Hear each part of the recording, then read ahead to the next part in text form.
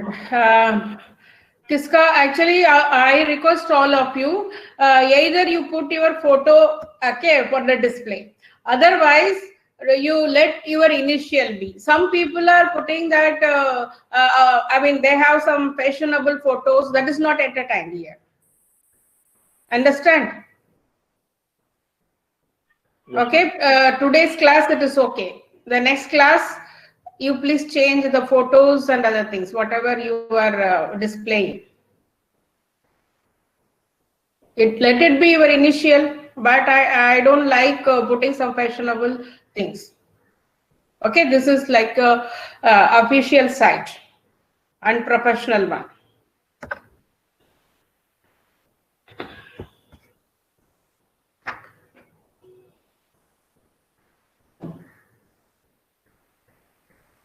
So who is CR of your class?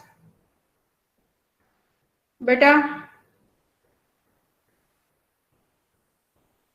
Ma'am Ishank हाँ बेटा बताओ. Ishank Ishank Singh Ishant, he has joined or not yet? Let me see.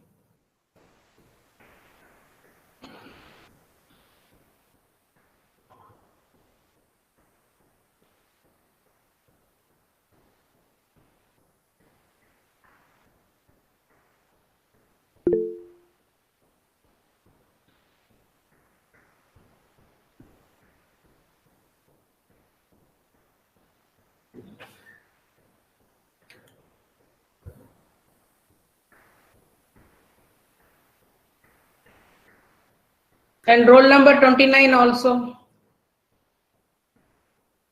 You have to change your photo.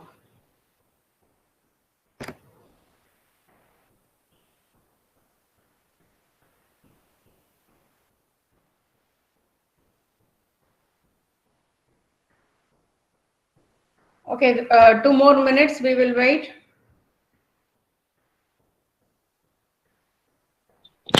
Good morning, ma'am.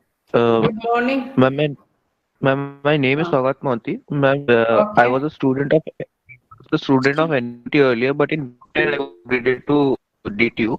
So this is my first class with you. So Beta, can kindly 1 please tell minute, me, your voice is cracking. And could you please repeat? ma'am, this is my Yes. first class in DTU. Yes. So kindly tell me what I'm to do now because I have my syllabus is already I'm back of it. So kindly please tell me what about administration earlier. Okay, actually, this is So also this for this group. This is my first class. Let me interact with the students. Let us wait for 3 minutes. Let them join. Okay. If around 60, 65 join, then I will start interacting them. I don't know what so far they class, how much portions they another teacher has completed. I am not sure about it. okay. Fine. Yeah.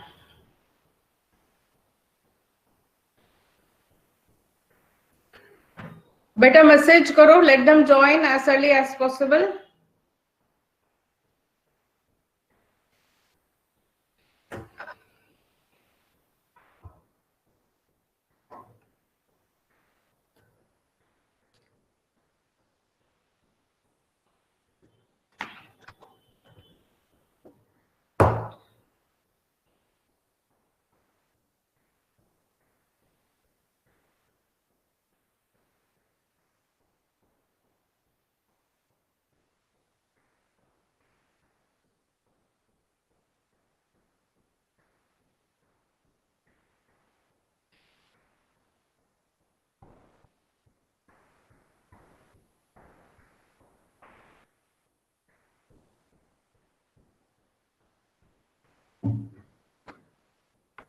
So another 2 minutes I will wait.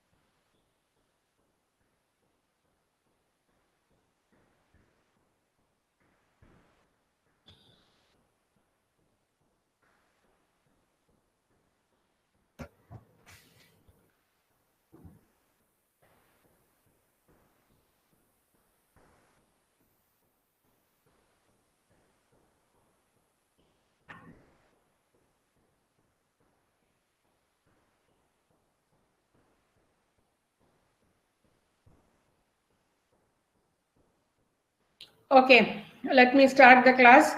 Beta, abhi tak what up to which topic other teacher has completed? Any one of you, can you explain me?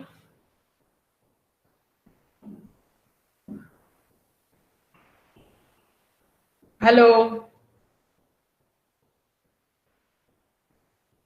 Hello. Hello. Yes, ma'am. Yes. You please explain me how many which topic teacher up to which topic he has explained previous teacher. Sir taught us acid-base titration, I guess. Only acid base titration. Yes. Because of network issues, he was unable to taught us. That's why. Okay, fine. Okay, so let me start from the beginning. Okay. Yes, sir, ma'am. So I will go for presentation.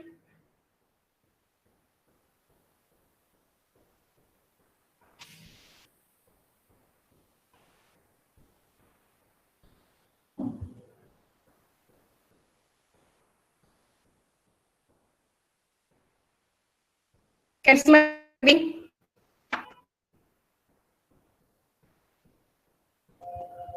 Your voice is breaking. Hmm? Okay, now clear. Now you can see my screen. Yes, ma'am. Yes. Yes, ma'am. Hmm? Yes, Hello? ma'am. Yes, ma'am. Yes, Okay. ma'am. Yes, ma'am. Yes, ma'am. Okay, now I'll come to the titration analysis. Okay, this is the portion and you are lagging behind. My voice is clear? Yes, ma'am. Okay. Yes, ma'am. So, so what is mean by, first let us see that what is mean by titration. Okay, the titration is a process where you are determining the volume of a analyte, right? A volume of a prime standard. Okay, we can say that. So the process in which a standard reagent, two reagents are employed here. One is the standard reagent, another one is analyte. Okay, so equivalent point, then another important terminology you have to know it. What is equivalent point? Okay, the equivalent point when the analyte and the analyte as well as the standard reagent, the reaction completes stoichiometrically, that is called equivalent point. Do you understand these 2 points?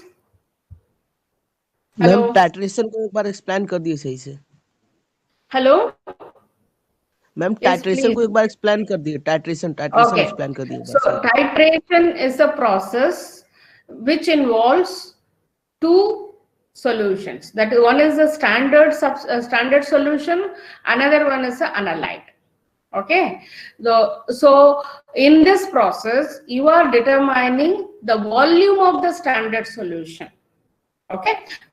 To estimate the concentration of the analyte. Voice lag कर रही है ma'am आपकी ma'am voice आपकी गड़बड़ हो रही है Hello. Is it clear now? Yes, ma'am. या ma'am Yes, ma'am. Okay. See, titration is a process in which a standard reagent is added to a solution of an analyte.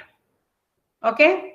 Until the reaction between analyte and the reagent is judged to be complete. That means, see, there are two reagents are required here. One is a standard reagent and analyte.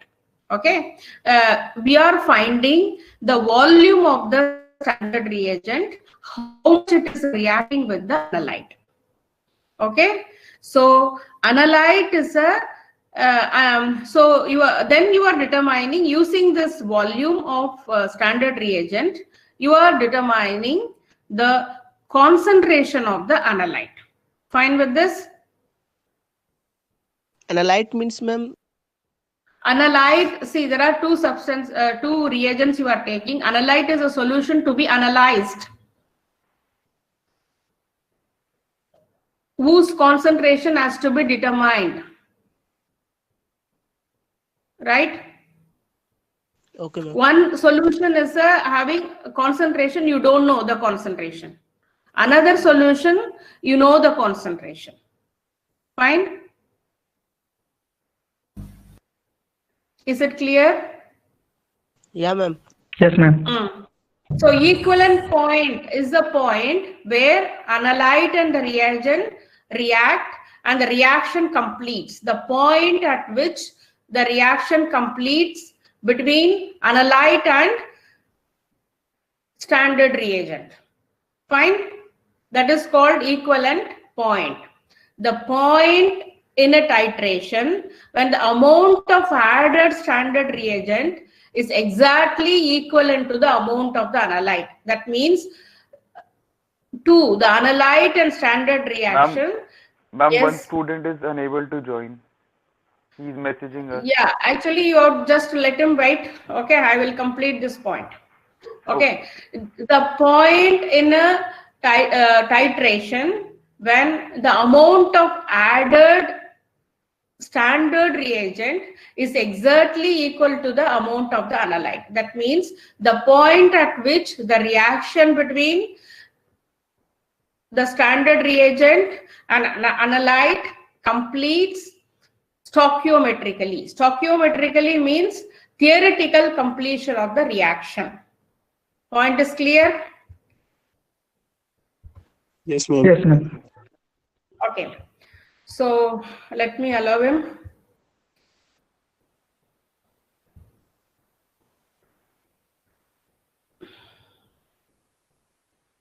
So इसलिए बेटा आप लोग time से join करना, otherwise it is very difficult for me in between allowing you and as well as take the class.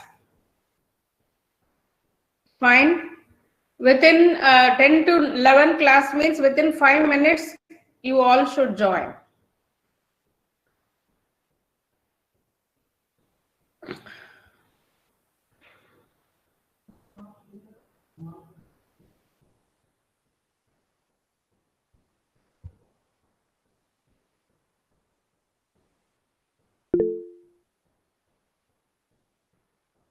Okay, can you see my screen? Yes, ma'am. Yes, ma'am. Okay, Yes, so you ma'am. are clear about titration. Titration, two solutions you are using. One is the standard reagent and another one is the analyte. Okay, so you are determining the volume of the standard reagent. Using that reagent, you are calculating the concentration of the analyte. Okay, the point is clear. The equivalence point is a point where theoretical reaction between standard reagent and analyte completes. Okay, that is the equivalent point. End point is the visualization of the completion of the reaction using with the help of another reagent called indicator.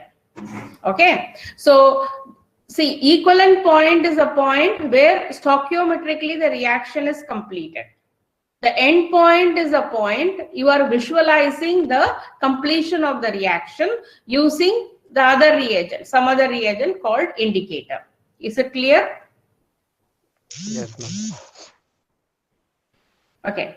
So indicators. What are indicators? Or indicators are the chemicals, okay, which can change the color depending on the reaction conditions. Okay, that is indicator. So indicators are often added to the analyte solution to produce an observable physical change at or near the equivalence point. Okay. So indicator is often added to the analyte. Okay, we are mixing. See here, if you see, you have done some titration experiment, right? In your practical classes, have you done how many experiments you have completed? Three. Experiment, ma'am. Three experiments. 3 experiments you have completed. Yes. One solution you are taking into the burette, another solution you are taking into the conical flask, right? So whatever you are taking in the burette, that is standard reagent. In general, standard reagent only you have to take in the burette. In the conical flask, you will be taking a analyte, right? So into the analyte, one chemical substance you are adding, that is the indicator, okay, which undergoes some physical change, observable physical change, which shows the end point. Okay, end point is the near to the equivalent point where we can visualize the completion of the reaction. Do you understand this?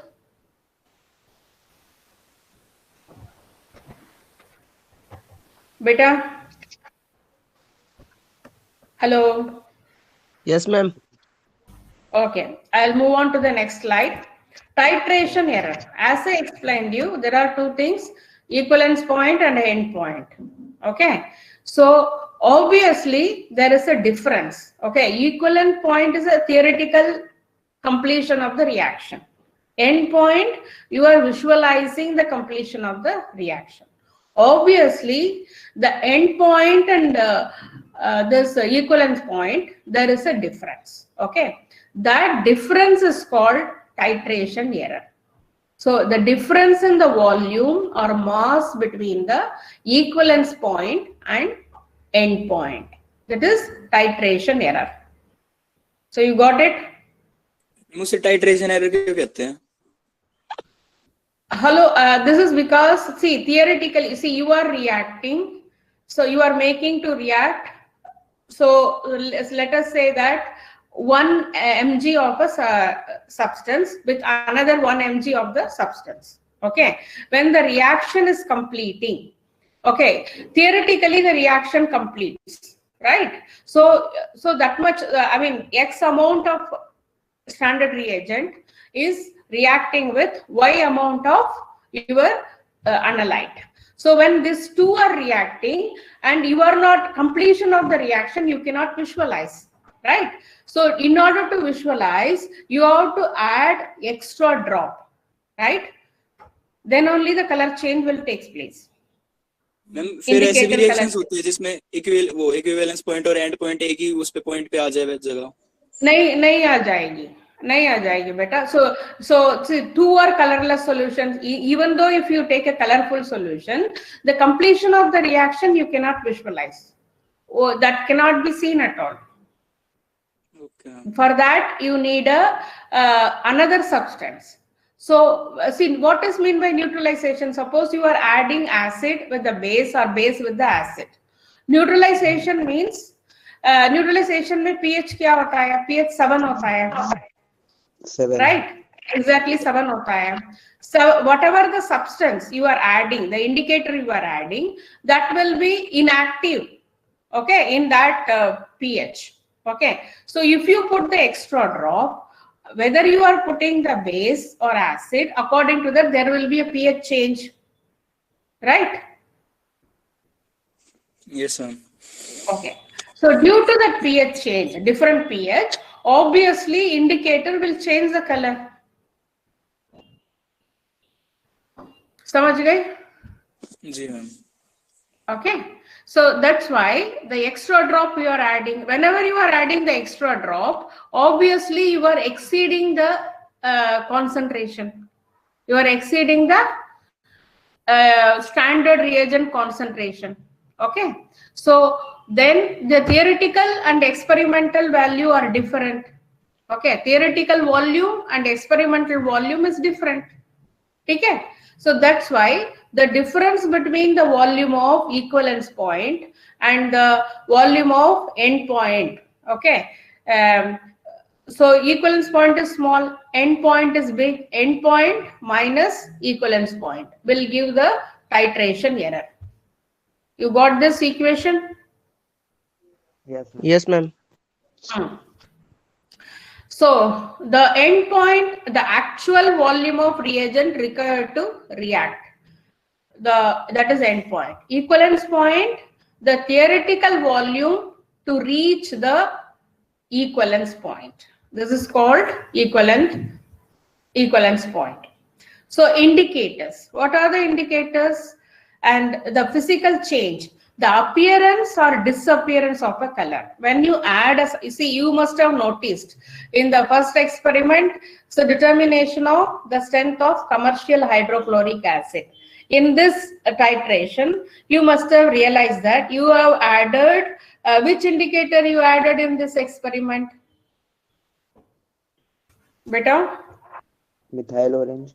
Okay. So methyl orange, what is the color change of the methyl orange?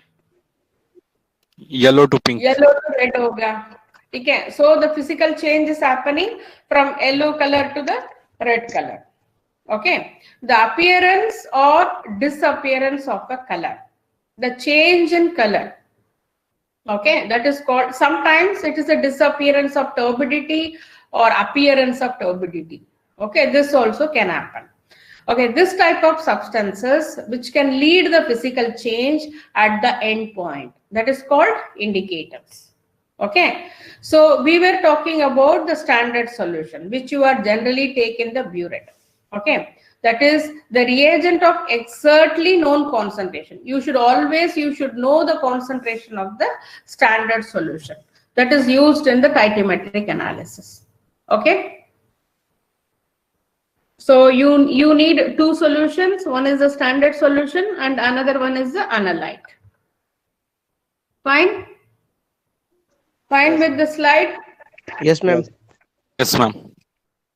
So now see this solution. Yes, beta. Actually, one student wants to join the class. Let him join. Yeah, actually, CR, who is the CR of the class? CR here? I think he is Classmate? absent today. Ishan. He is not present today. Is ever is like that or today is absent? First time. Today is absent.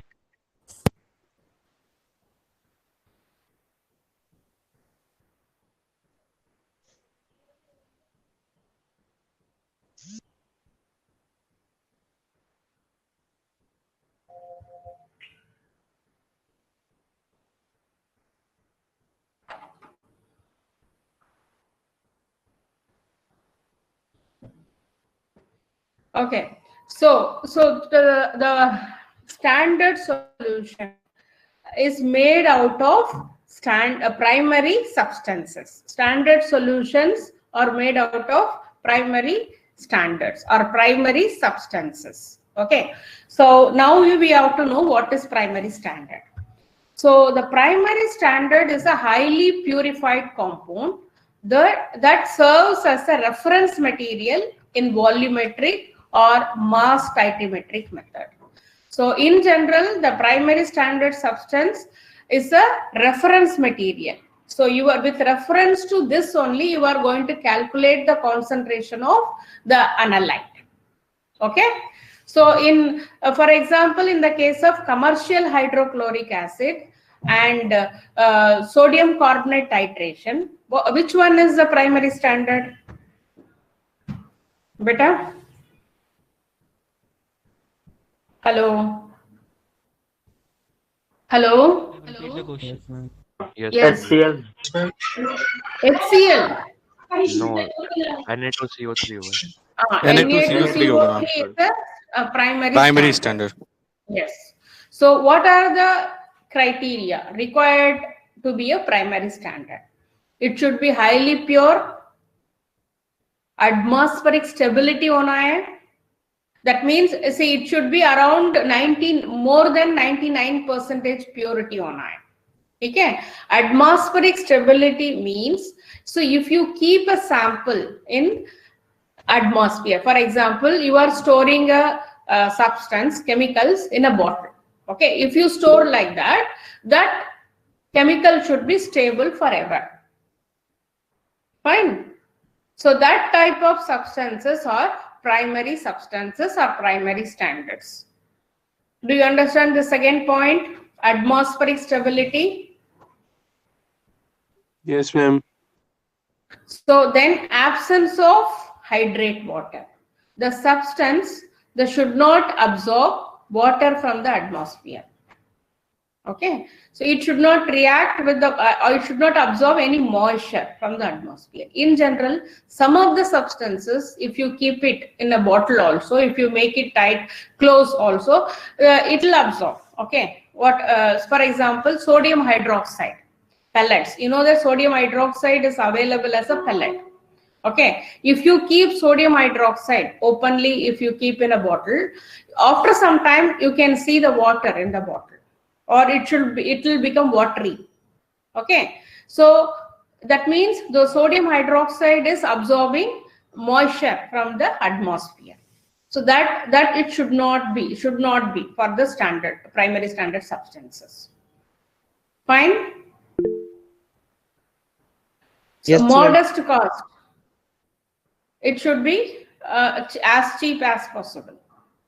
Okay, so reasonable solubility should be there. See, in general, titrimetric analysis is done in the water. Okay, as a solvent. Water is a solvent in general for titrimetric analysis, so that whatever the substance is, primary standard substance, you are using it, it should completely dissolve in the water, or we can say that completely dissolved in the required solvent. 100% solubility should be there. And finally, large molar mass. The molar mass of the primary standard should be large. Why this is? Because if it is molar mass, for example, molar mass of a particular standard is, you can say that 500 grams. Okay, you have to make a primary standard. Theoretically, you have to take a weight of a primary standard and you have to make the solution.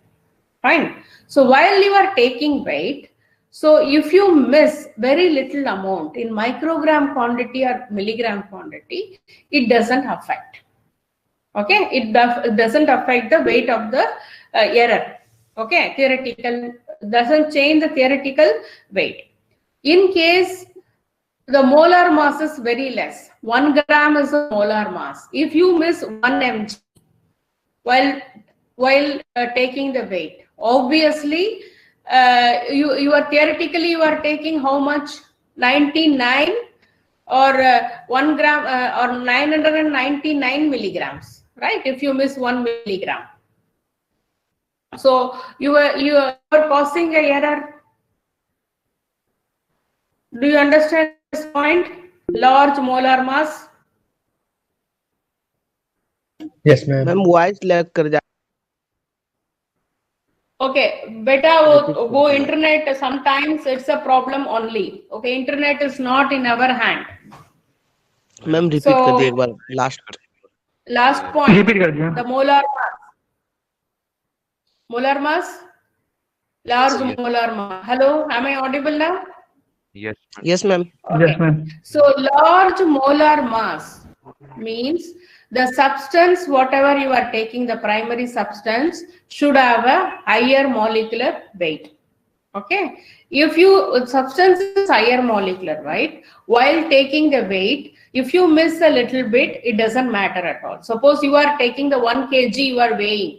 You have 1 kg wheat powder, 1 kg maida, whatever. If you are weighing, if you miss 1 gram, doesn't matter, right? Do you got the point? Yes ma'am Okay. Yes, In ma'am. case if you take weight 1 gram, okay, if you are missing 1 mg, that is a lot of weight, right? So that's why preferably the primary standard should have a large molar mass. Fine with this? Yes ma'am Okay, so now we have to go for examples of primary standards. So what are the primary standards? Sodium carbonate, oxalic acid, more salt, and all these things are example. It is there in the following slides. We have the examples for the primary standard. Hello. So what are secondary standards? So in Ma'am. case, yes, beta.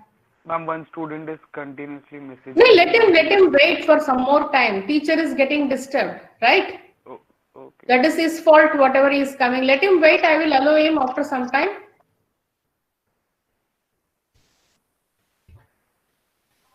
So the primary standard, all these points, if the substance follows, that is called primary standard. And the secondary standard is a substance, whatever it doesn't follow this criteria, right? Secondary standard doesn't have high purity, atmospheric stability, the absence of hydrate water, modest cost, and reasonable solubility. Okay? The examples of secondary standard is all acids like hydrochloric acid, sulfuric acid, all these things, sodium hydroxide, potassium hydroxide, or secondary standard, including potassium permanganate. These are all in detail we are going to see in the next slides. Let me allow him.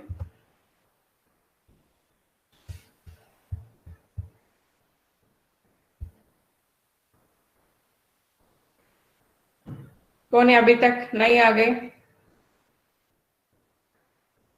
Hello madam someone is saying वो 25 minute से try कर रहा है वो इसलिए someone is saying on group वो no one because I can hear the sound.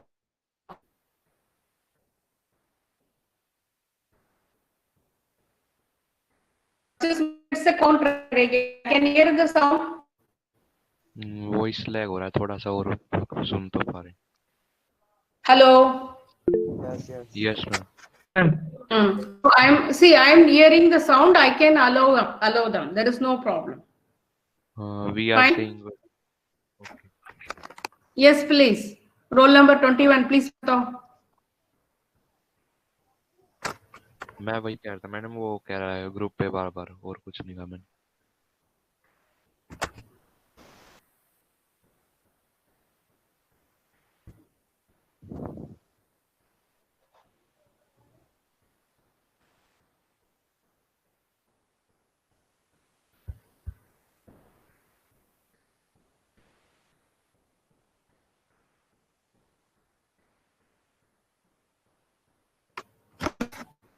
So my slides are visible. My slide is visible, beta. Yes, ma'am. Yes, ma'am. Yes, ma'am. Okay. The next one, standard solution. Standard solution, again, this is the same thing. The B sufficiently stable. The standard solution is same thing, is made by the primary substance. Okay. It is same like be sufficiently stable, react rapidly, the react more or less complete, and undergo a selective reaction. Okay, these are all the properties of a standard solution. Is it clear? Yes. Hello. Yes, ma'am. Yes, ma'am. So react more or less complete means 100% completion of the reaction is required. Yes, beta. Someone mic is on. I am getting disturbed. So undergo a selective reaction. Okay. So the next slide. So is it my voice is clear or what? Yes, ma'am. Clear. Clear, ma'am. Very much clear. Yes. Clear, ma'am. Clear है ma'am. Yes, is it clear? It's clear, yes. Clear. Yes, ma'am. So there is different ways of expressing the concentration of the solution. The concentration of the solutions can be expressed in different ways. That is how differently you can express it. You can express in terms of molarity, normality, formality, and molality. Molarity, normality, formality, and molality. Okay, what is that concentration? The amount of the substance present in the definite quantity of a solution is called concentration. Suppose you are taking your weight of 1 gram of the substance, you are dissolving in a 1 liter of a solution. So obviously the 1 gram is the concentration, gram per liter. is the concentration of your substance. Is it clear? Yes, ma'am. Yes, ma'am. Yes. Then molarity is number of moles per liter. Number of moles per liter. And normality is equivalence per liter. That is, normality means, you know what is normality. How can you define normality? Can anyone tell me? Number of equivalents of solution present in per liter of substance. For sodium hydroxide, what is the normality? It is same as molarity. Molarity multiplied by 1. Okay, so formality is identical to molarity. Okay, formality is identical to molarity. Molality is number of moles per 1000 grams of the solvent. Here you are taking the weight of the solvent. Okay, in general, we represent in terms of normality. In the titrations, whatever we are doing in the class, we are representing in terms of normality. So this slide is clear to you? Yes, ma'am. Yes, ma'am. Hello? Yes, ma'am. Yes, ma'am. It's clear. So the next, the percentage strength means number of parts of solute in 100 parts of solution. Okay, percentage means the number of parts of solute. Solute, you know what is solute and solvent? Okay, suppose sodium chloride is there. Sodium chloride is a normal salt. That is called solute, right? Solvent for sodium chloride is water. Okay, that is for solvent. See, how much percentage strength means number of parts of solute in 100 parts of the solution. You have to calculate in terms of percentage. You have to multiply by 100, right? So weight, the percentage in weight by weight. Okay, it can be weight by weight or percentage in weight per volume or volume per volume. Okay, this can be many different ways of calculating the percentage, right? Hello? Yes, ma'am. Yes, ma'am. Yes, ma'am. Yes, ma'am. Okay. Coming to the types of titration. How many types of titrations are there? 4 types of titrations are there. One is acid-base titration, complexometric titrations, redox titration, precipitation titration. What is this acid-base titration? In this, you are mixing acid with the base, right? And what is happening here? Neutralization is happening. Neutralization means formation of the salt and water. Is this clear? Acid-base titration? Yes, ma'am. Okay. The complexometric titration is there is a formation of complex, okay, in the reaction. So here the reaction is taking place between the metal ion and the ligand. There will be a metal ion and the ligand. So between these two, the coordination bond formation would be there. So there are different bonds. You know that chemical bonds, there are different bonds: covalent bond, ionic bond, complex, coordination bond. Here in complexometric titration, coordination bond is formed between the metal ion and the ligand. This we are going to see in detail. Okay. So second point is clear? Yes, ma'am. Yes, ma'am. The third point, redox titration. Redox means in particular reaction, oxidation and reduction. Oxidation or reduction can take place. So oxidation is change in the, we can say that oxidation state of a particular metal ion. For example, copper 2 plus. If it is reduced to copper plus, cuprous to cupric. It goes means that is a reduction is taking place. Ferrous to ferric. It goes, oxidation is taking place. So there is an increase in the oxidation or reduction in the oxidation state takes place in the redox titration. Okay, where the titrant, this I will explain what is titrant. Okay, precipitation titration means nothing but the reaction between the standard solution and the analyte when we mix each other and the precipitation takes place. That is called precipitation titration. You know what is meant by precipitation? Hello. Can you explain, any one of you, what is meant by precipitation? Ma'am, precipitation means PPT formed कर जाता reaction.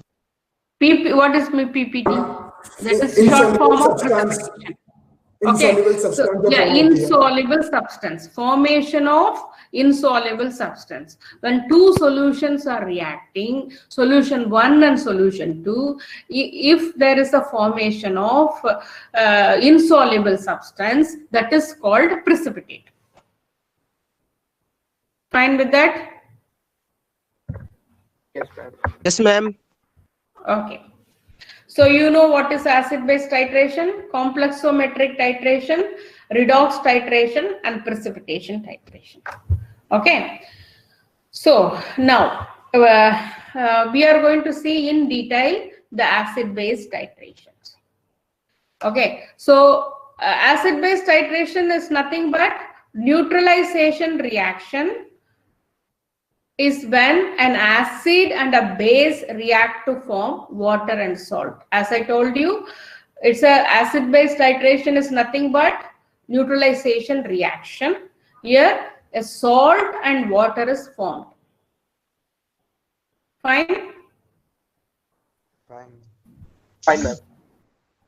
Fine, ma'am. It involves a combination of H plus ions and OH minus ions to generate water. Okay, so when there are many things in acid-base titration. See, you know that in acid and base, if you take, there are strong acids and weak acids. Same way in a base, strong acid and weak base. So when a strong acid neutralizes a strong base, the pH of the salt solution will be always be 7. Okay, when a strong acid and strong base, when it neutralizes, the pH of the salt solution always be 7. Okay, fine. Is this point is clear? The first point. Yes, ma'am. Yeah. Okay, because here if you see the strong acid, dissociation is very high. Strong base, dissociation is very high. This H plus and OH minus ions will be released very fast. So the reaction is very fast. So the salt solution will be always pH at pH 7. Okay, when strong acid and strong base reacts. Okay, when a strong acid reacts with a weak base, so the strong acid dissociation of H plus ions will be very fast.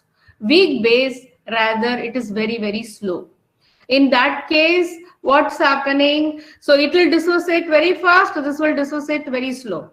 So at neutralization, what will happen? The solution is less than 7 because iska reaction jada hai, so more H plus ions will be released faster, and here it weakly it will take place, weak dissociation. The reaction is slow. When the neutralization is taking place, the slightly it will be acidic. Understand? The second point? Yes, ma'am. Okay. Third point, strong base neutralizes weak base. Either ulta hoga. Okay? When this is dissociate, this will dissociate very fast. This will dissociate very slow. So the resulting solution pH should be greater than 7 because the OH minus ions concentration, this ions will concentration will be more in the case of the reaction between strong base and a weak acid. Fine? Hello. Yes, ma'am. Yes, ma'am. Yes, ma'am. So better than totally the 4 reactions are there under acid-base titration. One is a strong acid versus a strong base. Okay. The second one is strong acid, weak base, strong base, weak acid, and finally the weak base and weak acid. Got it? Yes, ma'am. Okay. Okay. So 1 minute, I will take a break. Okay. 2 minutes break.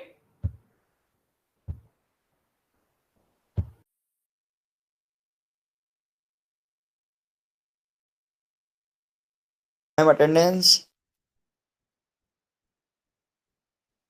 Break है अभी. भाई ये PDF वगैरह कुछ मिलेगी इसकी? सब मिलेगा मिल भाई। जाएगी भाई. ये क्लास कब तक है? 10 से 11 बजे तक ही है ना? 10 मिनट का क्या ब्रेक? बेटा सुनो, I asked for a break. Okay, 2 minutes break मुझे चाहिए, कुछ और काम, मुझे फोन आ. Okay madam. Okay, ma'am.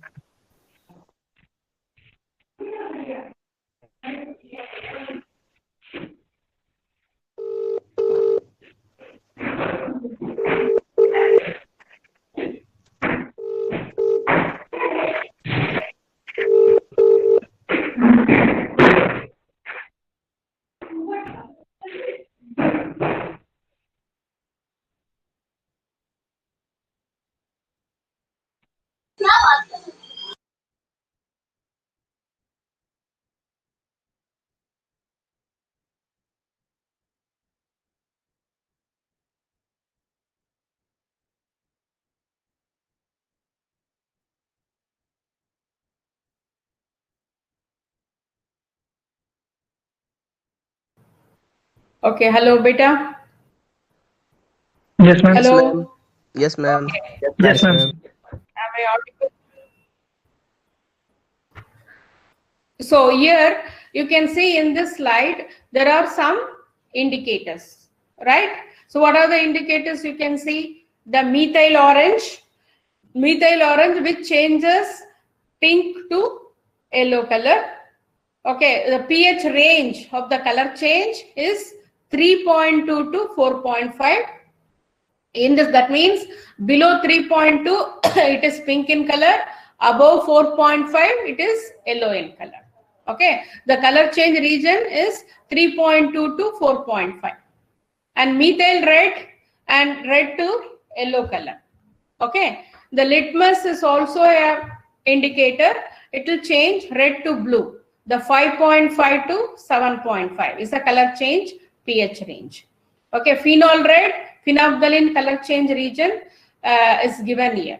So the color change and the pH range of some common indicators are tabulated here. Okay, beta. This you have to study this. See about the slides. I will put it in your Google Classroom. See, after my lecture, and if I complete one topic, generally I put the PPT in your Google Classroom. You have to download from your Google Classroom. Understand? Yes, ma'am. Okay, ma'am. Yes, ma'am. Attendance, ma'am. So let me complete. What is the hurry in attendance? I am not bothered about the attendance. Okay, I will take attendance. The next. Theory of acid-base indicators. What is a theory of acid-base indicators? 2 theories have been proposed. So to explain, suppose the indicators are changing color. How it is changing the color? Okay, we should understand how it is changing the color. That is very important. For that, many theories have been proposed. Okay, out of that, 2 theories we are going to see in detail. Okay, to explain the change of color of acid-base indicators. So with change in pH. The first theory is Oswalt Theory, which is proposed by Oswalt. Okay, according to this theory, the color change is due to the ionization of the acid-base indicator. The unionized form has different color than the ionized form. So do you understand this point? So when the indicator is unionized form, it is in one color. When it is in ionized form, another color. Do you got this point? Hello? Yes, ma'am. Hello? Yes, ma'am. Yes, ma'am. Yes, ma'am. So the second point is the ionization of the indicator is largely affected in acids and bases, as it is either a weak acid and a weak base. So here, according to this Oswalt's theory, the indicator, that is indicator a chemical substance itself, it is considered as a weak acid or a weak base. Okay, in the associated form, that is unionized form, it is in one color, and dissociated form, and ionized form, another color. Okay, that is the argument of Oswalt. Okay, so this is one theory. According to this, if you see the phenolphthalein, when it is in the associated form, this is the associated form, you can represent phenolphthalein HPH. Okay, according to the Oswalt theory, this is colorless. In the dissociated form, that is H plus pH minus, that this portion, dissociated portion, is pink in color. Do you understand this? Yes, ma'am. Hello? Yes, ma'am. Hello? Yes, ma'am. Yes, ma'am. Okay. Yes, Yes, ma'am. So this dissociated form, this is H plus. The H plus is coming out. Okay. So it behaves as a weak acid. How it is behaving? It behaves as a, hello? Yes, ma'am. Hello? Yes, ma'am. You are audible. Yes, ma'am, you are audible. Hello? Yes, ma'am. Hello. Yes, It ma'am. is a weak acid. Yes, ma'am. It behaves like a weak acid. So the undissociated molecules of phenolphthalein are colorless, while pH minus dissociated or pink in color. The presence of an acid, the ionization of HPH is practically negligible. These are all some explanations. So the basic thing is associated form is in one color and dissociated form is another color. So this is the simple thing. So you can see, visualize the color change here. Okay, this is associated form. It doesn't have any color. In dissociated form, it is pink in color. Do you understand this? pH 10 के बाद क्या होगा madam? वो pink ही रहेगा या colourless हो जाएगा? How obviously this is pink in color. pH 10 के ऊपर, pH 10. It is see, color change region for this is see, when it is in acidic side. Okay, that is below. The color change region for phenolphthalein is given in this table. Okay, 8.3 to 10.5. Okay, below 8.3, it is a colorless. Okay? Colorless. Above 10.5, it is pink in color. This is the Pink. color change region. So, got the point? Okay, ma'am. Yes, ma'am. Okay, the next thing is coming methyl orange. Methyl orange also same. This is since it is releasing OH minus ion, in associated form it is yellow in color, dissociated form it is red in color. It behaves like a weak base. Fine. Since OH ions it is releasing OH minus ions, it is a weak base. In associated form yellow in color and dissociated form red in color. So this is the color change. Okay, since it is written as orange, it is a pinkish red. So in general, you can say this is a red only. Okay, so you can say that pH 2 it is red in color, pH 7 yellow in color. So color change region is given in this table. You have to refer this table. 3.2 to 4.5. Okay. So below 3.2 it is a pink in color, above 4.5 it is yellow in color. बेटा इसमें कुछ doubt है? Hello. No, ma'am. Okay. The next thing is Quinonod Theory. The Quinonod Theory, according to this theory, next theory is it is not. This drawback of this Oswalt Theory is it doesn't talk about anything about the structure. Okay, structure, especially in the case of indicators, the structure is very important. Okay, the Quinonod theory says there is a change in the structure of the molecule of the indicator. That's why the color change is taking place. Okay, this is the argument of Quinonod theory. According to this, there is a structural change, equilibrium between two structures, that is a benzonoid form and quinonoid form. This is like a benzene structure. Okay, that's why it is called a benzonoid form. This is quinonoid structure. So it is called quinonoid form. So there are two double bonds here. You can see the three double bonds here in the inside the ring. So got it? Beta? Yes, ma'am. Yes, ma'am. Yes, ma'am. Yeah. Yes, ma'am. The same example here it has been explained. So this is phenolphthalein, this is benzonoid form, and this is quinonoid form. So the color change is happening between this structure and another structure. Okay. So quinonoid form in alkaline medium, which is a pink in color in a quinonoid form. This is phenolphthalein is yellow in color. This side. Okay. Structures. Sorry, colorless. Ma'am हमारी 11 बजे Colorless. Class है ma'am Yeah, I'll close the class here. Just wait. I want to take a snapshot of your attendance. Okay.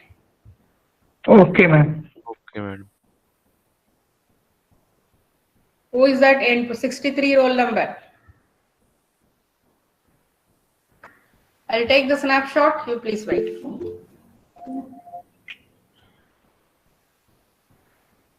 So, do you understand now? Yes, ma'am. Ma'am, do we have to remember the structures? Of course, you have to remember the structure. Okay, ma'am. हम अब से class आप ही लोगे? Sir कहीं पे गए हुए हैं या चेंज हो गए हमारे केमिस्ट्री फैकल्टी?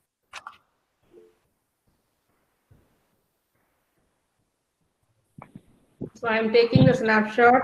Wait. मैम अब से क्लास आप ही लोगे या फिर faculty? Yes, I will take. So, whoever takes the class, all are experienced teachers. Okay. Yeah, that to we know, ma'am. Yes, ma'am. Yeah. Ma'am, what about the What exams What का क्या about होगा? what? Test or surprise test? ma'am, like I am a student who was upgraded in spot on, so for the assignments which were given earlier. Who has given the assignment? Ma'am, earlier some of these students were discussed about assignments and files. वो अलग subject की है भाई सोगा. अलग subject की है भाई सोगा. Okay, कौन सा okay, सब्जेक्ट में अभी ठीक तक है, असाइनमेंट किया नहीं है हम लोग?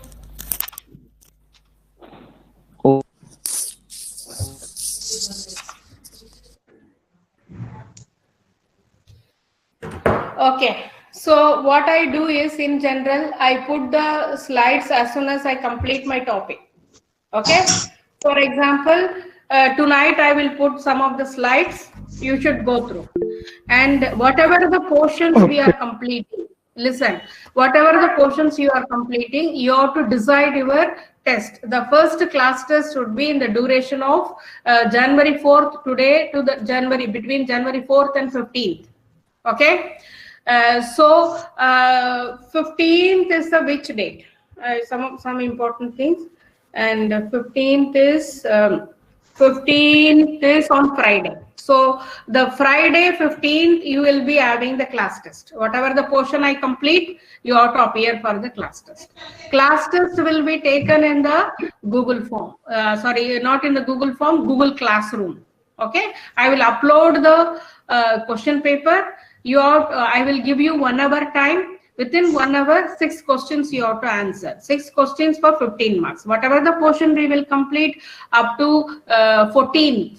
Okay, you have all the portions are included for 15th test. Carefully you should follow the class. Okay. जी ma'am. Okay, ma'am. Thank you, ma'am. Ma'am PPT मिलेगा? PPT of course milega. Tonight I will post it in the Google Classroom. Okay, ma'am. Fine. Leave कर दे ma'am. Yeah. Yeah. You can leave the class. See you then. Bye. Thank you, ma'am. Thank you, ma'am. Bye, ma'am. Thank you, Bye. ma'am. Thank you, ma'am. Thank you, ma'am. Bye.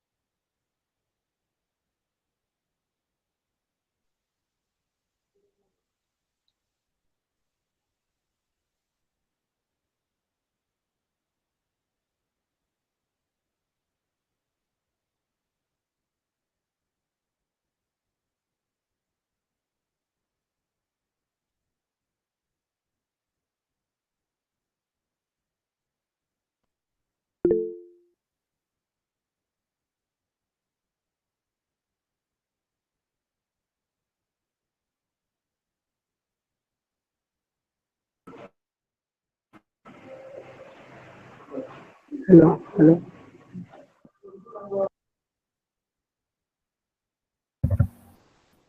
Good morning, sir.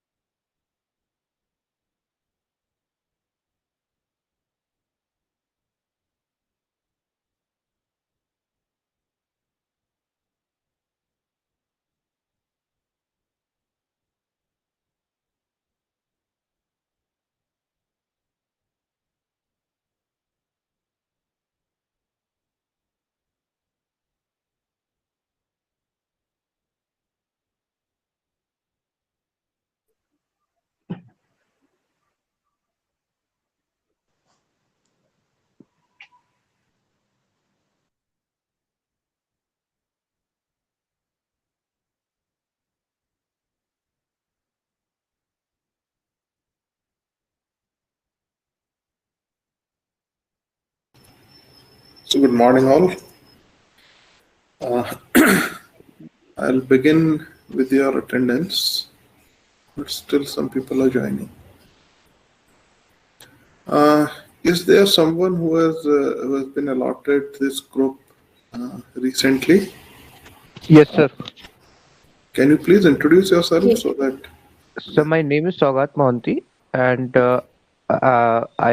got this mechanical engineering in spot round 10. So Okay. earlier I was studying in instrumentation and control engineering in NSUT. Okay. So basically I belong to Odisha, and I'm living in Delhi. Good. Welcome, Saugat. Thank you. Can you also tell me that while you were studying in NSUT, so did you attended this BME course? Sir, NSUT's BME course I was attending, but the syllabus was quite differing there. That there's quite a difference between the syllabus which is being taught here and there. Okay, so can you tell me the difference? Sir, there we were taught about forces and all, and here I suppose you are teaching about those lab practicals and this particular prism and all, I suppose. Prism and all, no. I think you're a bit confused. As far as D2 is concerned, our BME consists of two parts, Part A and Part B. And Part A is more concerned about thermal engineering, while Part B is related to production engineering or manufacturing engineering, as you may call it. Okay, Right? sir. Okay. So till date, we have covered basic concepts of, or you may say fundamentals of thermal engineering or thermodynamics. So which I believe, please switch off your microphone.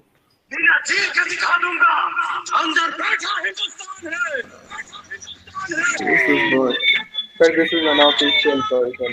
You have to, sir, you mute him. Sir, please. Class का नहीं है sir, ये निकाल दो इसको.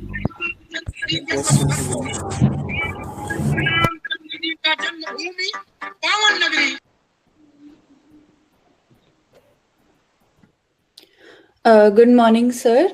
My name is Anvi Sood. I am also new to the class. This is my first class today. Okay. Good morning. Welcome. Good morning, आप इससे पहले कहाँ थे बेटा? Sir, मैं DTU में I was waiting for the branch change, so the roll number came out pretty late. It came out on the 30th. Okay. नहीं तो इससे पहले फिर you were not allotted any group? No, sir, I was allotted, but मेरी उस पे float पे थी, so I wasn't able to attend the class as well. So the college, there was a possibility that my college could change, so that's why I wasn't allotted there in the round. Okay. So officially you were not allotted any group? No, sir, not till now. Okay, no problem. So Sir, Ishant is unable to enter in the class. कौन बेटा? ईशांत हो गया sir, हो गया ना. और कोई anyone else जिसका अभी एडमिशन हुआ हो, क्योंकि मेरे पास कई मेल आए हैं. Anyways, so Saugat, Yes, please sir. switch off your microphone.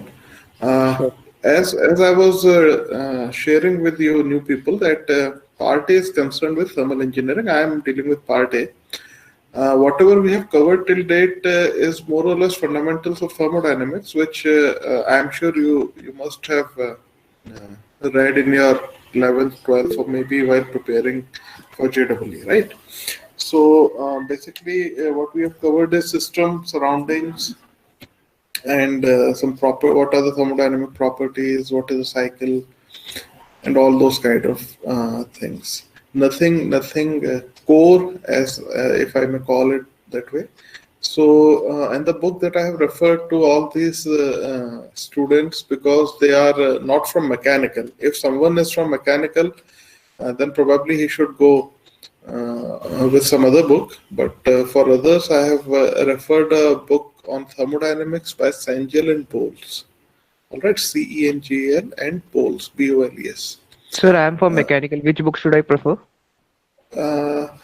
I would suggest that if you can find an ebook of Cengel and Boles, then you should start with this, because this particular book gives you a very good understanding of basic concepts, and then you can, being from mechanical engineering, then ultimately you'll have to move on to PK Nag. All right. So as of now, you can begin with Sengel and Bowles, and then you can move on to Pekenak. Because the problem with Pekenak is that Pekenak assumes that the reader has a prior understanding of basic concepts and those fundamental laws of thermodynamics. All right. So when an author assumes such kind of thing, then it becomes very difficult for a newcomer to have a good grasp of things from that book. Right, so you can begin with Sengel and Bowles, or there is another book by Santag, Santag. You can go for that. For beginners, these two are good books. One book is mostly recommended by maybe other groups or batches, is by Dr. Praveen Kumar. He is a faculty from our own institute. So if you can't find anything else, go for it. But I recommend Sengel and Bowles, Santag, and ultimately Pekenak. All right. So just go through it, and if you find some difficulty, then we can have a discussion on some holiday or some other day. All right. All the newcomers. This information is for all the newcomers. Okay. So now I'll begin with the attendance, and at the end of the attendance, all the newcomers, you please tell me your name, roll number, so that I can add your name. Okay. Right.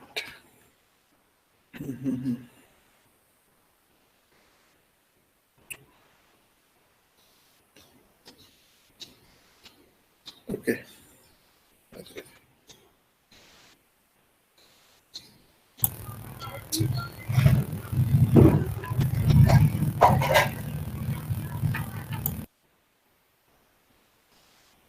भाई इतना late तक join मत किया करो. Once I begin presenting something, I don't get a pop-up to allow you to admit into the classroom. Then it becomes difficult. Okay. First is Adnan Ahmed Khan. Akram Srivastava. Present, sir. Akhil Chaudhary. Akshat Sivaj. Present, sir. Present, sir. कौन हो बेटा? Sir, present. Sir, Adnan Ahmed Khan. Adnan. Sir, Adnan Ahmed Khan, present. Okay, बेटा. Sir, roll number 1. Present, sir. Akshat Gupta. Yes, sir. अक्षत Gupta present. ठीक है. Alka Maurya. Present, sir. Aman Kumar Singh. Present, sir. Present, sir. ठीक है. अमित कुमार. अंजुल हरिहर. अंकुर कदम. Present, sir. Present, sir. दो लोग बोल रहे हैं. कौन? Present, sir. Sir, Anjul Hariya present, sir. Sir, roll number 9 present, sir. ठीक है. Sir, ठीक है. roll number 9 present, sir. Okay बेटा. Okay. Arpit Meena. Aryan. Present, sir. Aryan Pahwa. Present, sir.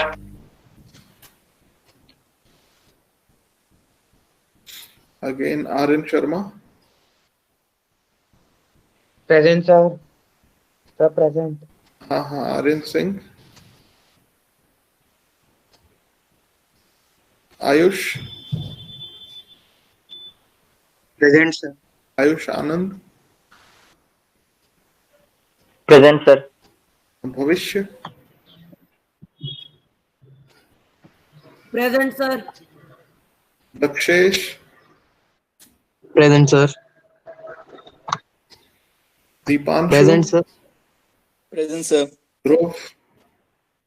Present, sir. ध्रुव Kumar. Present, sir. Divyanshu Sinha. Present, sir. Durgesh Kumar. Yes, sir. Garvit Kala. Garvit Rana. Present, sir. Gaurav Thakar. Present sir. Gautam Dayal. Girish Kumar. Present, Gaurav sir. Mehra. नाम क्या है बेटा? नाम बताइए बेटा. गौरव मेरा present, sir. ठीक है. Gyanchand. Hemant Singh. Sir, Sir, roll number 29 also present. ठीक है। Hemant Singh, Himanshu, Present, sir. Sir, Hemant Singh present. Sir, Ishank present. Shita, Present, sir. Yoman, Kartikeya, Present, sir. Kunal, Present, sir. Ruhi, Present, sir. Mallika, Manjeet,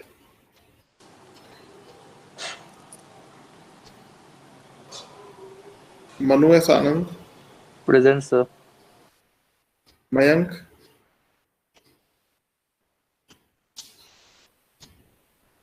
मोहक, Present, sir.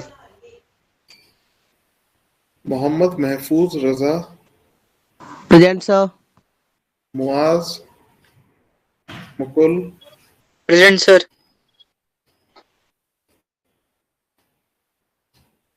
Nadeem Ashraf, Nandan Kumar Chaudhary, Nadeem Ashraf present है sir. Nandan Kumar Chaudhary, Navneet Kumar, Present, sir. Nikhil, Present, sir. Nikhil Kumar Kagra, Nitish Kumar, Present, sir. Parasnath, Parsh केन, Present, sir. Prashant, Present, sir. Prashant Raman, Parinay, Yes, sir. कौन कौन बेटा? Nandan sir comment box में chat box में comment किया 49। ठीक है। Prashant Raman, Parinay, Yes, sir. Priyanshu Singh, Present, sir. Pulkit Abbas, Present, sir. Rahul Jahangir, sir Present, 54 sir. 54 वो वॉइस सर वो आ नहीं पा रही थी। ठीक है बेटा। Rahul Jahangir, Present, sir. Rajdeep Meena, Present, sir. Akshay soda, Present, sir. रौनक रौनक राज, sir 52 Nikhil कागड़ा present sir.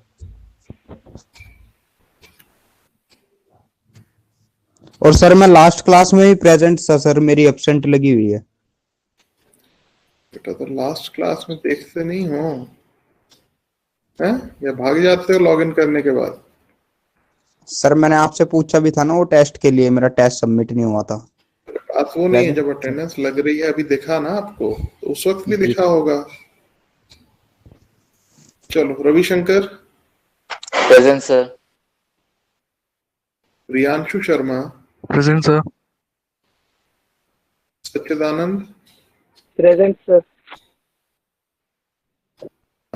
Sachin Kumar, present sir. Sachin Kumar Meena, present sir. Saksham, present sir. कौन सक्षम? Yes sir Saksham. और Sachin Kumar Meena, present sir. Sachin Kumar Meena. Sandeep Sonkar, present sir. Sir मैं लास्ट क्लास में भी प्रेजेंट था जो Sandhya, present sir.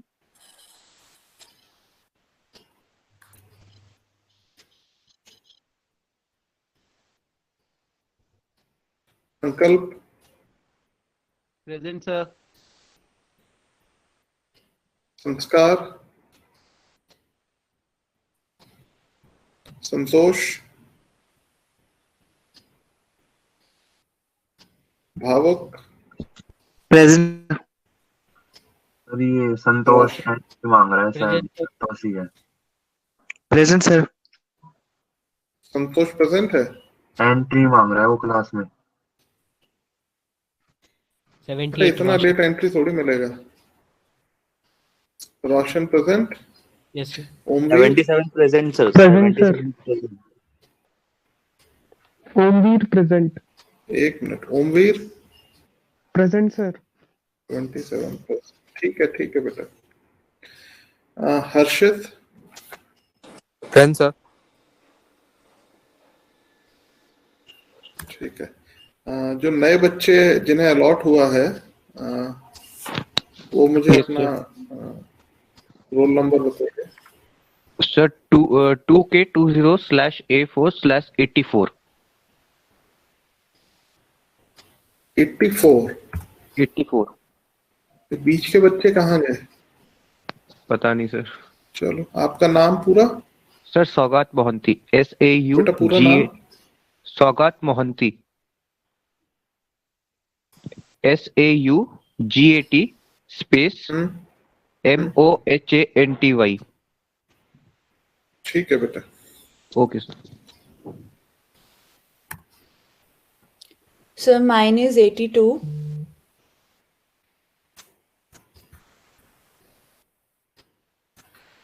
Or is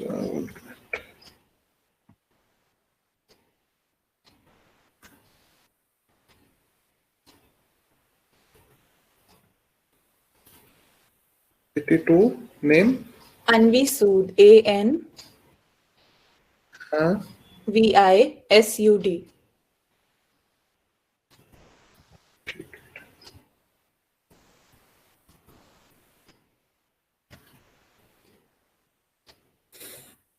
ठीक है, और कोई रह तो नहीं गया? रोल नंबर 57 ने चैट बॉक्स में प्रेजेंट बोला है। प्रशांत रमन, ठीक है। चलो यार, ये बड़ा टाइम जाता है इसमें।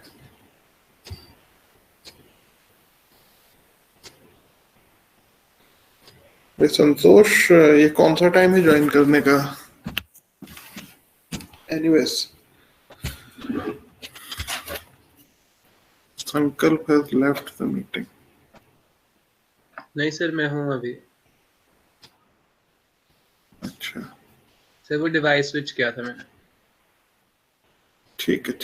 आप सब स्क्रीन शेयरिंग दिखता है ना आप सबको? कई लोग ऐसा मुझे लगता है जैसे नहीं देख पा रहे हैं। ठीक है। अच्छा, before I begin, last week जो हमारा डिस्कशन हुआ था आपका केमिस्ट्री क्लास को लेके, मुझे बाद में एक मेल या व्हाट्सएप कुछ रिसीव हुआ था जिसमें ये कहा था, now you people don't have any issue with the concern teacher. तो मैं यही मान के चलूं? सर चेंज हो गया सर। चेंज हो गए सर। चेंज हो गए? नहीं, मैं इसीलिए बिकॉज मुझे कोई मैसेज मिला था। तो ठीक है, चेंज हो गए तो वेल एंड गुड। ठीक है।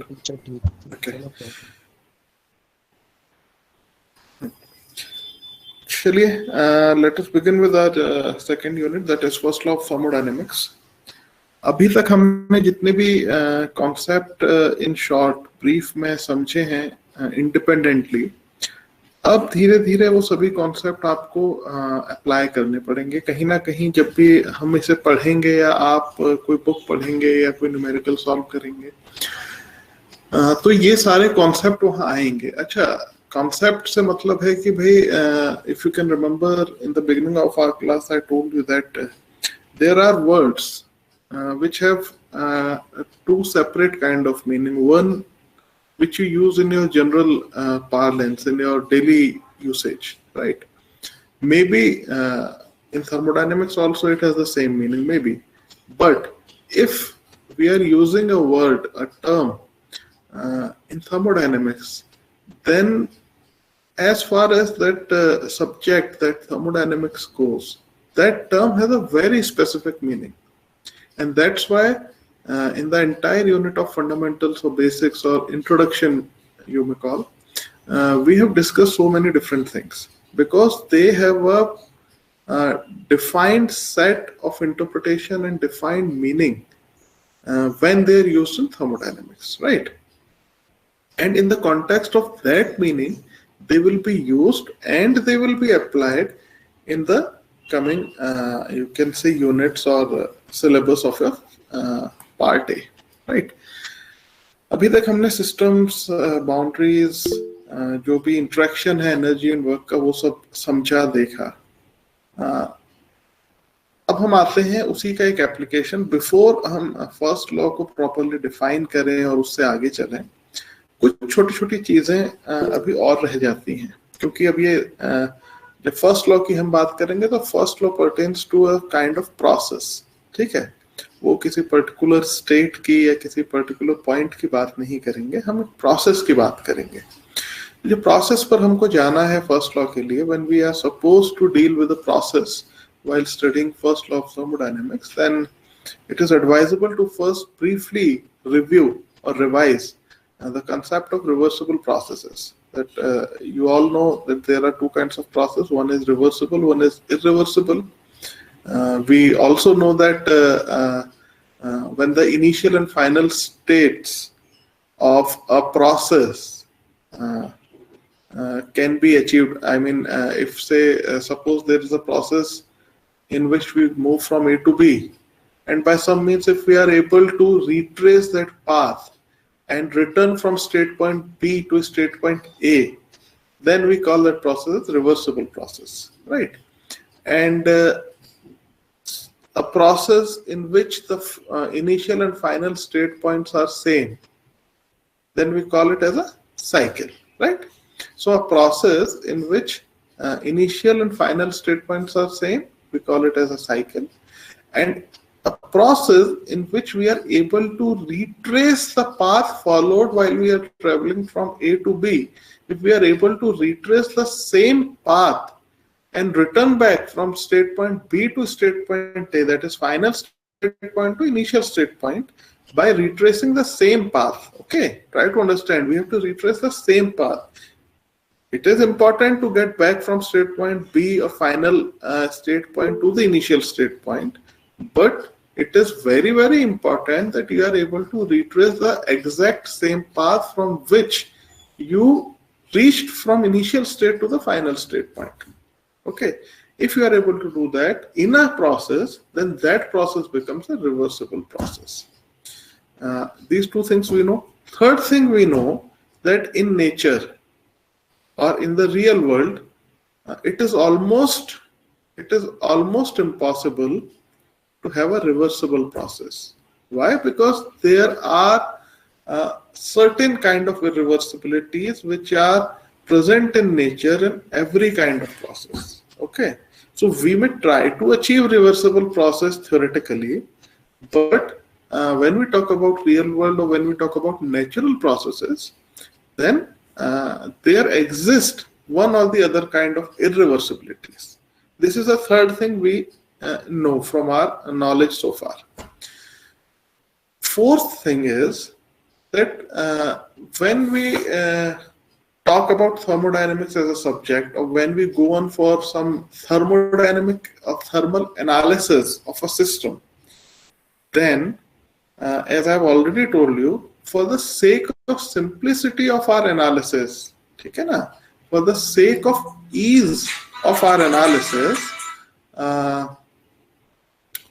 we are able to, we are supposed to actually assume few things. So one of the assumptions that we take during our analysis is generally that there are no irreversibilities present, or this process that we are studying is a reversible process. Okay, so I hope that these 4 points and this general assumption which is made almost every thermodynamic analysis is clear to you. So I'll begin. Now this is just an excerpt from one of the textbook. You can read it while I'll explain you what it means. Now there are 3 diagrams which are shown. First 2 diagrams represent reversible process in the real world. third diagram shows a non-reversible process. Now what happens is, what they are trying to convey is that suppose there is a heat transfer. There is a you can see two blocks in each diagram. One is yellow and one is orange, right? Now orange block has a temperature T, right? Sir And the sir हाँ बेटा sir इससे बोलो। बढ़िया chemistry तो coaching में पढ़ा दी थी हमें, कुछ बढ़िया बातें पढ़ाओ सर। क्या चीज बेटा? सर ये क्या तो बेटा क्या बताओ आपका नाम क्या है बेटा? Sir Akshay. Hello hello sir ये बाहर से अक्षय। हाँ बेटा एक मिनट। सर ये हमारे बैच का नहीं है, तुम्हारे ये बैच बार का बार ही सर। सर ये मार्स का है शायद। हाँ हाँ बताओ अक्षय बेटा। ना कोई नहीं, उसका डाउट है भाई, उससे चला गया भाग गया सर। सर वो हमारे बैच का नहीं था सर। पीला गाड़ी के मेट्रो स्टेशन वाला है। अपने बैच का नहीं था। नहीं सर, नहीं सर, नहीं सर, सर ऐसे ही आया था।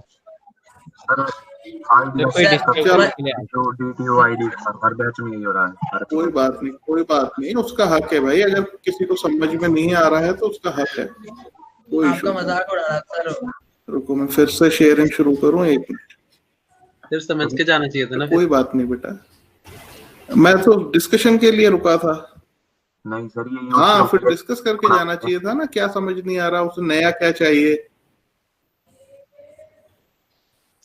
चलो एक सेकंड। हाँ ये स्क्रीन अभी भी शेयर हो रहा है बेटा? No sir. No sir. No sir, no sir नहीं हो रहा है। स्क्रीन नहीं हो रहा। अच्छा एक minute.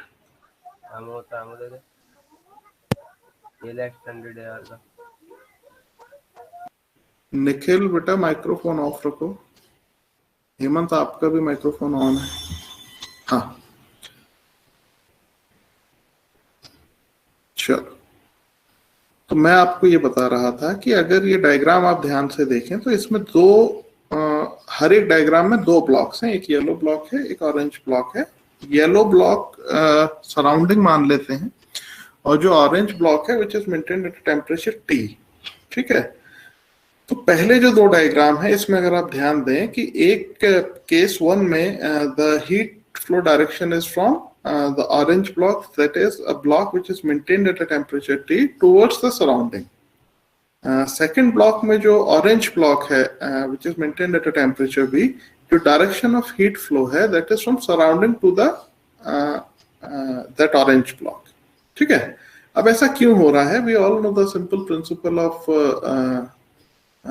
heat transfer, that heat always flows from a temperature from higher body at a higher temperature to the body at a lower temperature, ठीक है। तो जब ब्लॉक का which is maintained at a temperature T, यानी जब when T is higher than the surrounding temperature, तो T से heat flow करेगा सराउंडिंग में, और जब सराउंडिंग का टेम्परेचर ज्यादा होगा तो हीट फ्लो करेगा सराउंडिंग से T में। लेकिन ये रिवर्सिबल कब कहलाएगा, ठीक है ना? हमें समझना है कि ये रिवर्सिबल कब कहलाएगा, जब भी ऐसा कोई प्रोसेस होता है।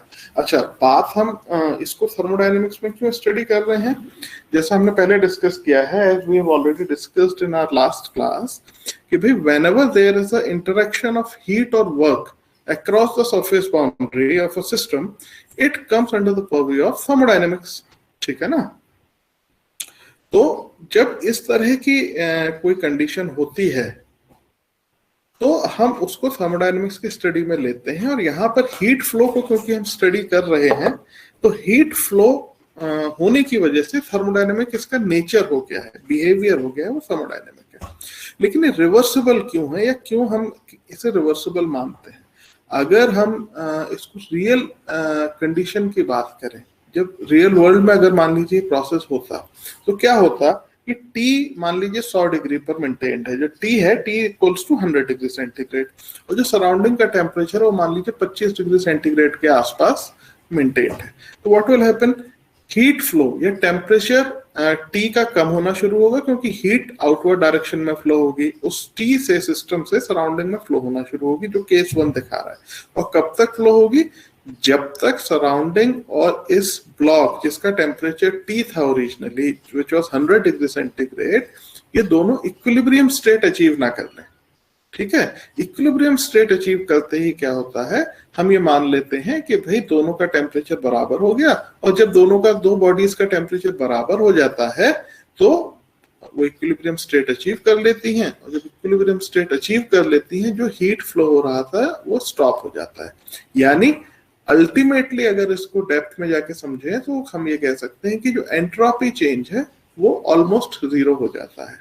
लेकिन अगर आपको याद हो, हमने शायद 2 क्लास पहले मैंने आपको एक बात बताई थी कि थियोरेटिकली तो हम ये कहते हैं कि एंट्रोपी चेंज या ये इक्विलिब्रियम स्टेट अचीव होने के बाद कोई भी हीट ट्रांसफर नहीं होता है, जो एनर्जी स्टेट है वो जीरो हो जाती है।